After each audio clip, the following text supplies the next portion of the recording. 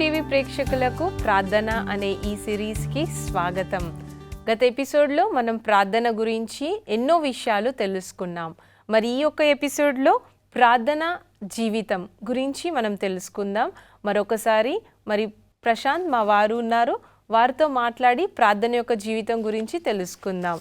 Welcome మరొకసారి మీకు. Thank you అండి. మరి చెప్పండి, బైబిల్లో మనకు ప్రార్థన చేయు స్త్రీలు కనిపిస్తారా? నిజమేనండి, బైబిల్లో ప్రార్థన చేసే స్త్రీలు కనిపిస్తారు. చాలా వరకు పరిచర్యలో స్త్రీలు ముందుండాలా లేదా, దేవుని సేవలో స్త్రీలు ముందుండాలా లేదా అని ఒక ఆలోచన కలిగి ఉంటారు. యేసుక్రీస్తు పరిచర్యలో కానీ బైబిల్లో కానీ ప్రత్యక్షంగా పరోక్షంగా కనబడేటటువంటి స్త్రీలు చాలామంది ఉన్నారు. అందులోనూ ప్రార్థన చేసే స్త్రీలు, ఉదాహరణకి మనం చూసుకున్నట్లయితే చాలామంది స్త్రీలు ప్రార్థనలో ఉన్నట్లుగా మనం చూస్తాం. బైబిల్ స్పష్టంగా చెప్తుంది, రోదన చేయు స్త్రీలు కావాలి అంటే సంఘము కొరకైనా, సమాజం కొరకైనా, కుటుంబాల కొరకైనా, మరి ప్రతి అవసరతను బట్టి ప్రార్థన చేసే స్త్రీలు కావాలి, ప్రార్థన చేసే స్త్రీలు ఉండాలి అని బైబిల్ చెప్తా ఉంది. కాబట్టి చాలా రకాలైనటువంటి ప్రార్థన చేసే స్త్రీలు మనకి ఇక్కడ చూస్తాం.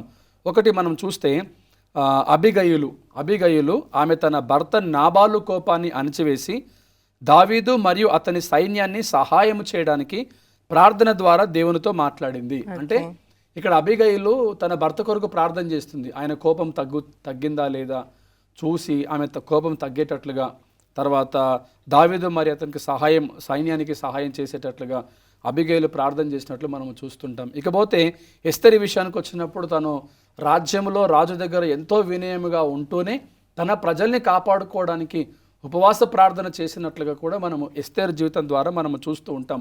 ఆమె కూడా ప్రార్థనా పరురాలైనటువంటి స్త్రీ. తర్వాత దెబోరా విషయానికి వచ్చినప్పుడు ఆమె ఒక ప్రవక్త మరియు న్యాయమూర్తిగా దేవుని సహాయంతో ప్రజలకు న్యాయం చేసింది ఆమె. అంటే ఈమె కూడా ప్రార్థనా పరురాలైనటువంటి స్త్రీగా మనకి ఇక్కడ కనిపిస్తుంది. చదువుతున్నటువంటి 3 రకాలైనటువంటి వృత్తాంతాల్లో ఈ 3 స్త్రీలు కూడా ప్రార్థనా పరులైనటువంటి స్త్రీలుగా మనకు కనిపిస్తున్నారు. కాబట్టి బైబిల్లో చాలా వరకు ప్రార్థన చేయు స్త్రీలు ఉన్నారు. ఈ ప్రార్థన చేయు స్త్రీలు సంఘానికి చాలా అవసరము. వారి ద్వారా సంఘములో అద్భుతమైనటువంటి కార్యాలు జరుగుతాయి. ఖచ్చితంగా. మరి సంఘ ప్రార్థనకు ఉండే శక్తి ఎలాంటిది? సంఘ ప్రార్థనకు ఉండే శక్తి అంటే అండి, అపోస్తుల కార్యములు 12వ అధ్యాయం 5వ వచనంలో ఈ విధంగా రాయబడింది. పేతురు చెరసాలలో ఉంచబడిను, సంఘమైతే అతని కొరకు అత్యాసక్తితో దేవునికి ప్రార్థన చేయుచుండెను. అంటే ఓ ప్రార్థనకు ఉండేటటువంటి శక్తి, అందులోనూ సంఘ ప్రార్థనకు ఉండేటటువంటి శక్తి. వ్యక్తిగతంగా మీరు నేను ఎవరు ప్రార్థన చేసినా దేవుడు వింటాడు. కానీ ఇక్కడ సంఘమంతా కూడా కలిసి ప్రార్థన చేస్తున్నప్పుడు ఆ ప్రార్థనకు ఎంత శక్తి ఉందంటే, పేతురు చెరసాలలో ఉంచబడినప్పుడు సంఘము అతని కొరకు ప్రార్థన చేస్తే అపోస్తుల కార్యములు 12వ అధ్యాయం 5వ వచనములో ఆ ప్రార్థన దేవుడు విని చెరసాలలో ఉన్నటువంటి పేతురుని బయటకు తీసుకొని వచ్చినట్లుగా అపోస్తుల కార్య గ్రంథంలో మనము చూస్తూ ఉంటాం. ఏమండి, ప్రార్థన చేస్తే ఇంత అద్భుతం జరుగుతుందా అంటే, ఎక్కడో జైల్లో ఖైదీగా ఉన్నాడు పేతురు. ఆ జైల్లో ఉన్నటువంటి ఖైదీగా ఉన్నటువంటి పేతురుని సాక్షాత్తు దేవుని యొక్క దూతలు బయటికి తీసుకొని వచ్చారు అంటే ఇంత అద్భుతమైనటువంటి కార్యం ఇలా జరిగింది. అక్కడ సంఘమంతా కూడా కూడుకొని మా సేవకుడు, మా దైవజనుడు, మా పాస్టర్ గారు, మా సువార్థికుడు జైల్లో ఉన్నాడు అని సంఘమంతా కూడా ఎలాంటి ప్రార్థన చేసిందంటే అపోస్తుల కార్యములు 12వ అధ్యాయము 5వ వచనంలో రాయబడింది, వారు అత్యాసక్తితో ప్రార్థన చేశారంట. ఎవరు వారు అంటే సంఘమంతా కూడుకొని ప్రార్థన చేసిందంట. అందుకని ఆ ప్రార్థన ద్వారా అద్భుతమైన కార్యాలు జరిగాయి. అది ప్రార్థనా శక్తి. ఈరోజు కూడా సంఘాలలో ఏదైనా అంశాన్ని బట్టి, ఎవరైనా అనారోగ్యం చేత బాధపడుతున్నా, ఎవరికైనా కష్టాలు వచ్చినా, సంఘంలో ఏవైనా అవసరతలు ఉన్నా, సంఘము శోధనలో ఉన్నా, లేకపోతే ఇంకా ఏమైనా కోరికలు ఉన్నప్పటికీ కూడా సంఘమంతా ఐకమత్యంతో అత్యాసక్తితో ప్రార్థన చేస్తే కనుక ఇలాంటి అద్భుత కార్యాలే ఈ రోజున మనం కూడా చూడగలుగుతాం.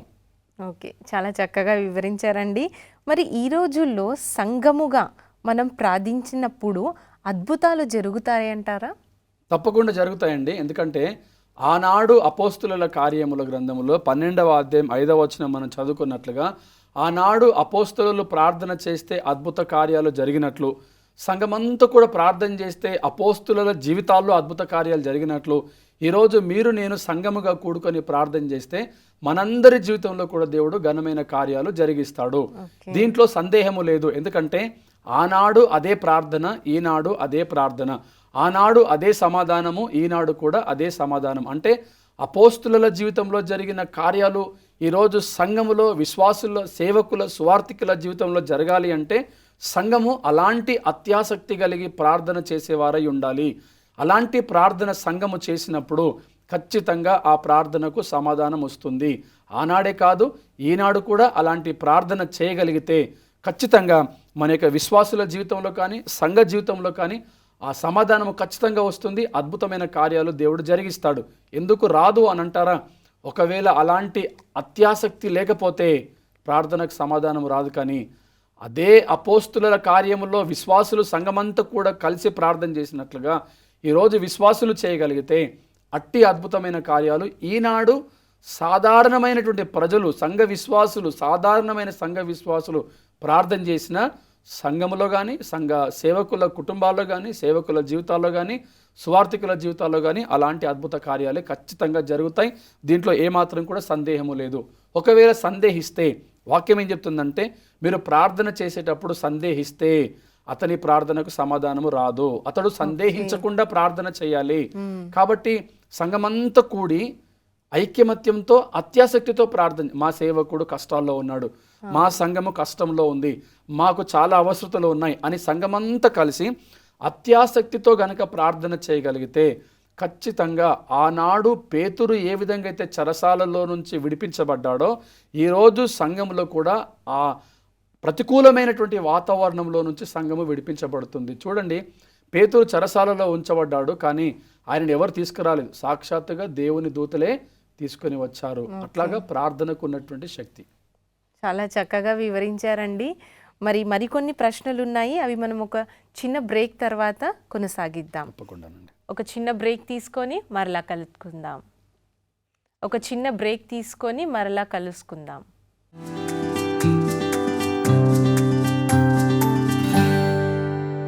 హోప్ టీవీ ప్రేక్షకులకు తిరిగి స్వాగతం. మరి చెప్పండి, ఎస్తేరు ప్రార్థన జీవితం ఎలా ఉంది చెప్పండి. అంటే ఇంతకుముందు ప్రార్థన చేయు స్త్రీల గురించి మనం విన్నాం కదండి. అబిగయులు, తర్వాత ఎస్తేరు, తర్వాత దెబోరా, ఇంకా చాలా రకాలైనటువంటి స్త్రీలు మనకు ప్రార్థన చేసే వారు కనిపిస్తారు. అందులో ఎస్తేరు ప్రార్థన జీవితం గురించి అడిగారు కాబట్టి ఎస్తేరు ఎంతటి ప్రార్థన పరురాలైనటువంటి స్త్రీ అనేది మనకి ఎస్తేరు గ్రంథంలో మనకు కనిపిస్తుంది. ఎస్తేరు గ్రంథంలో ఎస్తేరు అలాగనే వాళ్ళ చిన్ననాన్న ముర్దకై వీరందరూ కూడా బానిసలుగా పట్టబడ్డప్పుడు ఆ బానిస బ్రతుకులో ఉన్నటువంటి పరిస్థితుల్లో కూడా వారు ప్రార్థనను విడిచిపెట్టలేరు అనేది మనకు అర్థమవుతుంది. అయితే యూదులకు ఏమాత్రం స్వేచ్ఛ లేనటువంటి ఆ రోజుల్లో, యూదులకు ఏమాత్రము కూడా స్వాతంత్రము అలాగనే ప్రార్థన చేసుకోవడానికి అనుకూలమైనటువంటి వాతావరణము లేనటువంటి ఆ రోజుల్లో కూడా ప్రార్థన చేసేదానికి ఏమాత్రము వెనకడ అడుగు వేయలేనటువంటి స్త్రీ ఎస్తేరు అనే విషయం ఇక్కడ మనకు స్పష్టంగా అర్థమవుతుంది. అయితే బైబిల్ గ్రంథంలో మనం చూసినట్లయితే ఆమె బంధువు అంటే ముర్దకై దేవుని ప్రజల్ని రక్షించటానికి పర్షియా రాజుతో మాట్లాడడానికి సిద్ధంగా ఉన్నారు. వారు ఉపవాసం చేసి దేవుని ఆశీర్వాదం కొరకు ప్రార్థించారని మనకి బైబిల్ చెప్తుంది. అంటే మనం చూస్తే ఇప్పుడు యూదులందరూ కూడా కష్టంలో ఉన్నారు, చాలా ప్రాణ భయంతో ఉన్నారు, ప్రాణాపాయ స్థితిలో ఉన్నారు. ఆ సమయంలో ముర్దకై ఎస్తేరు దగ్గరికి వచ్చి, అమ్మా నువ్వు రానినని గర్విస్తున్నావేమో, నువ్వు రానినని ఇక్కడ ఎంతో సంతోషంగా ఉంటున్నాను అనుకుంటున్నావేమో, అయితే మనం బానిసలము, ఇక్కడికి బానిసలుగా పట్టబడ్డాము, మనం ఎక్కడి నుంచి వచ్చామో, మన స్థితి ఏంటో ఒక్కసారి నువ్వు గుర్తు చేసుకో, తర్వాత ఇక్కడికి నువ్వు ఎందుకు వచ్చావో ఒక్కసారి గుర్తు చేసుకో, దేవుని చిత్తం ఏమై ఉన్నదో గుర్తు చేసుకో. అంటే ఈ యొక్క చిత్తము జరగటానికే, దేవుని చిత్తము ఈ రీతిగా జరగటానికే నీవు అక్కడి నుంచి రాబడ్డావన్న విషయాన్ని గుర్తుపెట్టుకో. నీ ప్రజలను రక్షించటానికి ఇదే అనుకూలమైన సమయము.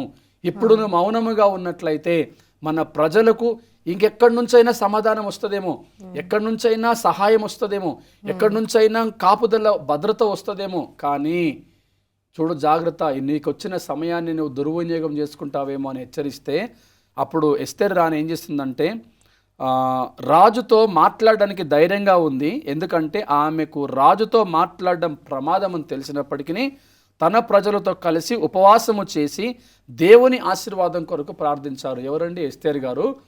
రాజు దగ్గరికి వెళ్ళి మాట్లాడడం అనేది కొంతవరకు ప్రాణ భయంతో కూడినటువంటిదే. కానీ రాజు దగ్గరికి వెళ్ళి ప్రార్థన చేస్తుంది ఎస్తేరు అంటే ఆమె ఎంత ధైర్యం చేసిందో చూడండి.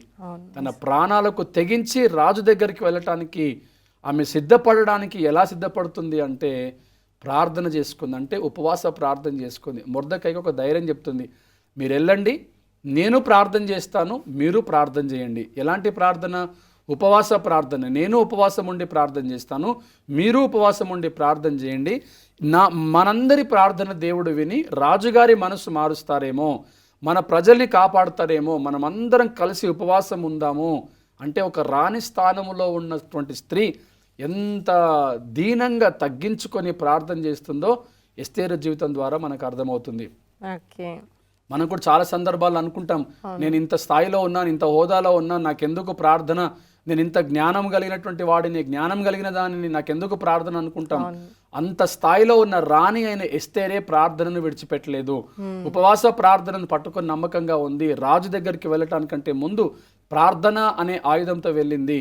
కాబట్టి ఈనాడు మనము, ముఖ్యంగా స్త్రీలు ఎవరైనా కానీ అలాంటి ప్రార్థన జీవితం కలిగి ఉండాలని ఎస్తేరు జీవితం ద్వారా మనం నేర్చుకుంటున్నాం.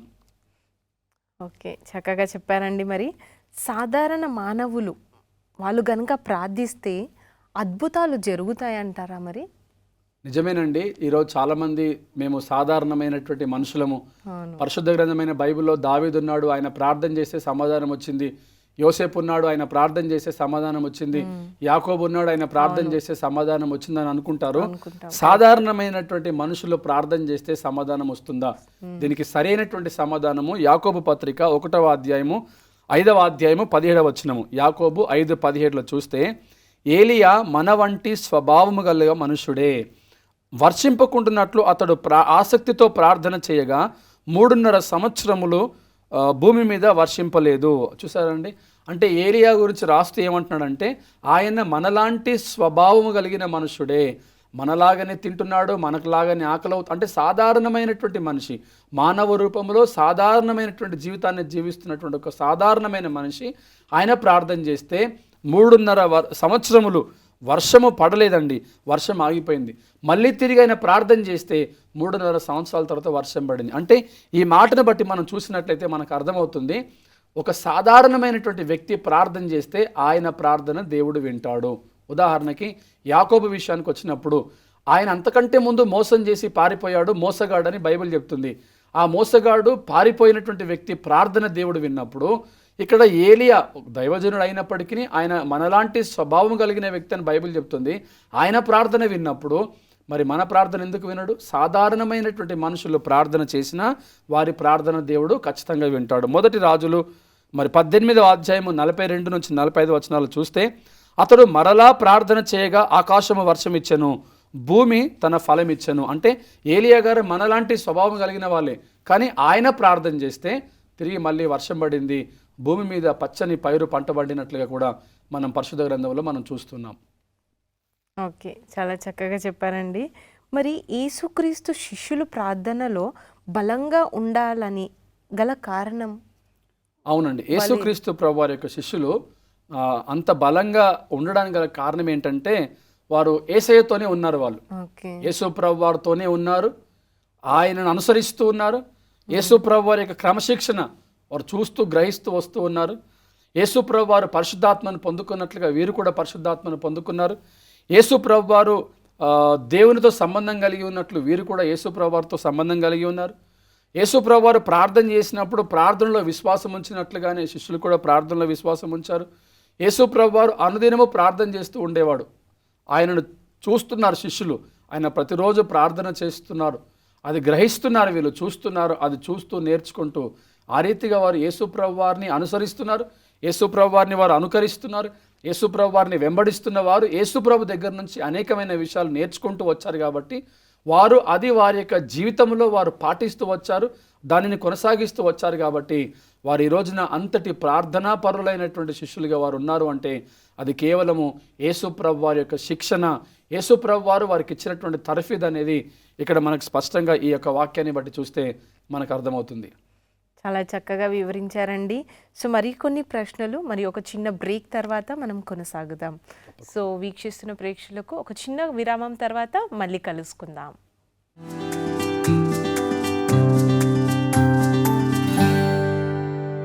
హోప్ టీవీ ప్రేక్షకులకు తిరిగి స్వాగతం.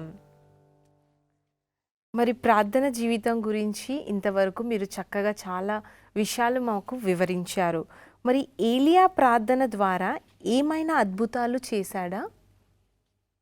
అవునండి, ఏలియా ప్రార్థన ద్వారా ఏమైనా అద్భుతాలు చేశాడంటే మొదటి రాజుల గ్రంథము 17వ అధ్యాయము 20, 21, 22 వచనాలు మనం చూసినట్లయితే, యెహోవా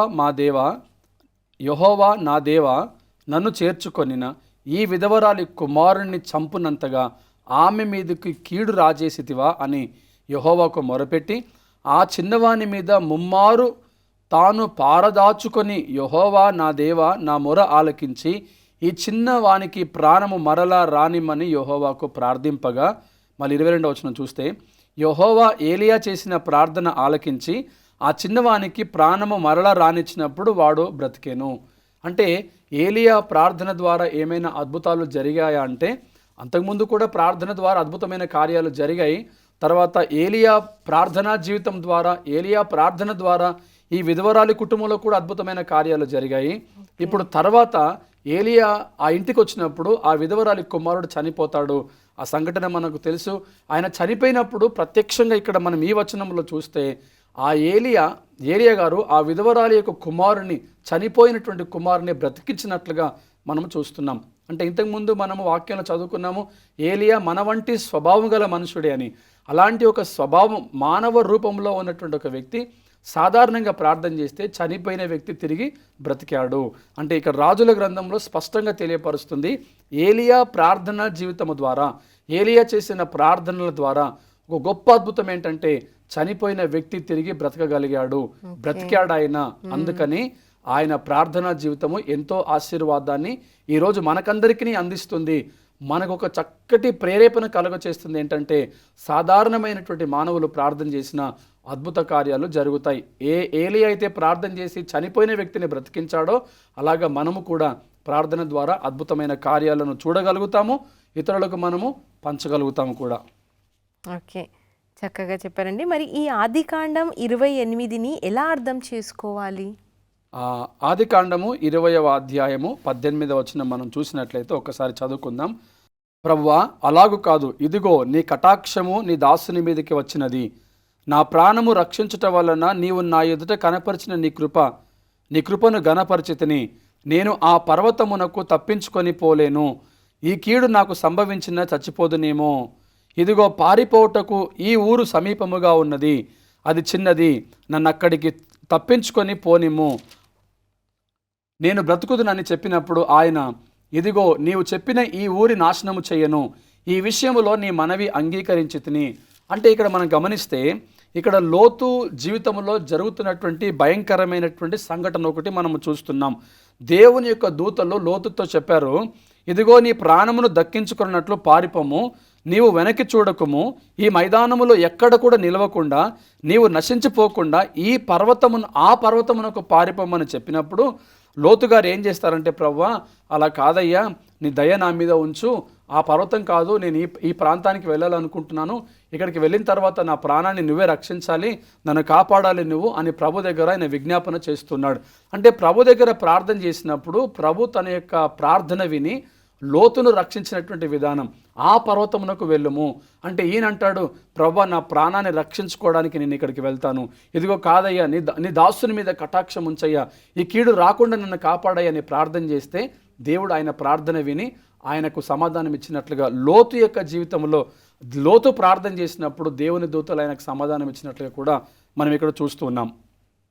ఓకే, మరి ప్రార్థన ద్వారా అద్భుతమైన కార్యాలు చేయాలంటే ఏం చేయాలి? ప్రార్థన ద్వారా అద్భుతమైన కార్యాలు చేయాలి అంటే ప్రతిరోజు ఇక్కడ మనం ఒక విషయాన్ని గమనించాలి. ప్రతిరోజు దేవునితో మాట్లాడేవాడు ప్రార్థన ద్వారా అద్భుతమైన కార్యాలు చూస్తాడు. రెండవది, ప్రతిరోజు దేవునితో సమయాన్ని గడుపుతూ దేవుని సన్నిధిలో నిలబడేవాడు అద్భుత కార్యాలు చూస్తాడు. ప్రతిరోజు ప్రార్థన ద్వారా అద్భుతమైన కార్యాలు చూడాలి అనుకుంటే మనము దేవుని మీద నమ్మకాన్ని ఉంచాలి, ఆ నమ్మకాన్ని కొనసాగించాలి. తర్వాత ప్రార్థనలో ఆసక్తి కలిగి ఉండాలి, ప్రార్థనలో నిలబడాలి. తర్వాత ప్రార్థనలో భాగస్వాములను కలిగి ఉండాలంటే మనం ప్రార్థనలో మనం లైఫ్ ప్రేయర్ పార్ట్నర్స్ అంటారు, అట్లాగా లైఫ్ పార్ట్నర్ లాగా ప్రేయర్ పార్ట్నర్స్ని కూడా మనం కలిగి ఉండాలి. ఏదైనా సమస్యలు వచ్చినప్పుడు, ఇబ్బందులు వచ్చినప్పుడు, ఇలాగ అద్భుత కార్యాలు చేయాలనుకున్నప్పుడు అలాంటి ప్రేయర్ పార్ట్నర్స్ ద్వారా కూడా ఇట్లాగా మనం ప్రార్థనలో ముందుకు సాగాలి. ప్రార్థనలో ఉపవాసం ఉండాలి. అలాగనే ప్రార్థన ద్వారా అద్భుత కార్యాలు చేయాలనుకుంటే దేవునికి కృతజ్ఞతాస్తుతులు చెల్లించాలి. అలాగనే ప్రతిరోజు వాక్యంలో ముందుకు సాగేవాడై ఉండాలి, వాక్యంలో ఎదిగేవాడై ఉండాలి. అలాంటి వాడైతే ప్రార్థనలో ఖచ్చితంగా అద్భుత కార్యాలు చూడగలుగుతాడు. ఓకే, చాలా చక్కగా చెప్పారండి. మరి మొదటి తెస్సలోనిక 5:17 ఎలా అర్థం చేసుకోవచ్చు? మొదటి తెస్సలోనిక 5వ అధ్యాయము 17వ వచనం చూస్తే, ప్రతి విషయంలో అంటే ప్రతి విషయంలో మంచి జరిగినా కీడు జరిగిన ఏ విషయంలోనైనా మనము దేవునికి ప్రార్థన ద్వారా కృతజ్ఞతాస్తుతులు చెల్లించాలి. అంటే మంచి జరిగినప్పుడే మన ప్రార్థన దేవుడు విన్నప్పుడే మనం సమాధానం ఇస్తామని కాదు, మన ప్రార్థన వినప్పుడు కూడా దేవునికి మనం కృతజ్ఞతలు చెల్లించాలి. మేలు జరిగినప్పుడు కాదు, కీడు జరిగినప్పుడు కూడా దేవునికి కృతజ్ఞతాస్తుతులు చెల్లించాలి. అంటే ఇది దేవుని చిత్తమేమో అనుకోవాలి, ఇది దేవుని నిర్ణయమేమో అనుకోవాలి. ఒకవేళ నేను ప్రార్థనలో దేవునికి అడిగింది అది దేవునికి మహిమ కాదేమో అనుకోవాలి. అంటే మనం దేవుని చిత్తానికి లోబడాలి. అప్పుడు ఖచ్చితంగా అంటాడు కదా, మీ ప్రతి విషయంలోనూ దేవునికి కృతజ్ఞతాస్తుతులు చెల్లించండి అని. అలాగా అన్ని విషయాల్లో కూడా మనం ప్రార్థన ద్వారా దేవునికి కృతజ్ఞతలు చెల్లించాలి. చాలా చక్కగా వివరించారండి. మరి ఈ యొక్క ఎపిసోడ్ని మనం ఒక చిన్న ప్రార్థనతో ముగించుకుందాం. తప్పకుండానండి, ప్రార్థన చేసుకుందాం. ప్రియ పరలోకపు తండ్రి, మహోన్నతుడా, మీకు స్తోత్రములు ప్రభువా. మమ్మల్ని ప్రేమించి చక్కటి కార్యక్రమం ద్వారా అనేకమైన విషయాలు మీరు నేర్పిస్తున్నారు, బోధిస్తున్నారు. మీకు వందనాలు చెల్లిస్తున్నాం. ఇంకా అనేకమైన విషయాలు నేర్చుకొని బలపడే కృప మాకు దయచేయండి ప్రభువా. మరి పరిశుద్ధ గ్రంథమైన బైబిల్లో ఎంతోమంది ప్రార్థనలు చేసినట్లుగా మేము చూస్తున్నాం. అట్టి కృప మాకును దయచేసి ప్రార్థన జీవితము కలిగి జీవించడానికి మీరు కృప దయచేయమని యేసుక్రీస్తు నామం పేరిట ప్రార్థిస్తున్నాం తండ్రి, ఆమేన్. మరి చూశారు కదా ప్రేక్షకులారా, మరి ప్రార్థన జీవితం ఎలా ఉండాలో, యేసుక్రీస్తు ప్రార్థన జీవితం ఎలా ఉంది, మరి ఎస్తేరు జీవిత ప్రార్థన ఎలా ఉందో చూశారు కదా. మరి ఎస్తేరు ప్రార్థన తన ప్రజల కోసం తను ఎలా చేసింది, అట్టి ప్రార్థన జీవితం మనం కూడా మన ప్రజల కొరకు మరి మన దేశం గురించి ప్రార్థిస్తూ మరి ఇట్టి ప్రార్థన జీవితంలో మనం కొనసాగుతాం. మరి ఈ యొక్క ఎపిసోడ్ని ఇక్కడ ముగిస్తూ మరి ఒక ఎపిసోడ్లో మళ్ళీ కలుసుకుందాం. నమస్తే.